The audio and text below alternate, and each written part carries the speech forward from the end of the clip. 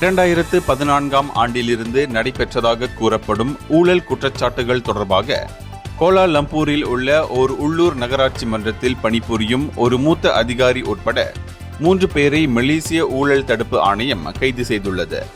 கைது செய்யப்பட்ட மற்ற 2 ஒரு நிறுவனத்தின் உரிமையாளரும் 40 வயது மதிக்கத்தக்க ஒரு பெண்ணும் ஆவர்.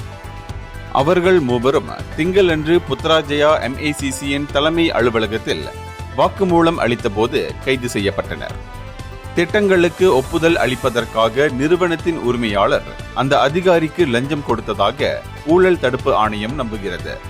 இந்த கைது நடவடிக்கையை தொடர்ந்து 1,50,000 ரிங்கிட் ரொக்கம், Lexus RX 500H mini Cooper போன்ற ஆடம்பர கார்கள், உயர்தர கைப்பைகள், காலணிகள், 4 தொலைத்தொடர்பு சாதனங்கள் ஆகியவை பறிமுதல் செய்யப்பட்டன. சந்தேக நபர்களுக்கும் தொடர்புடைய நிறுவனங்களுக்கும் சொந்தமான 7 மில்லியனுக்கும் அதிகமான மதிப்புள்ள 19 வங்கி கணக்குகளும் தற்போது முடக்கப்பட்டுள்ளன.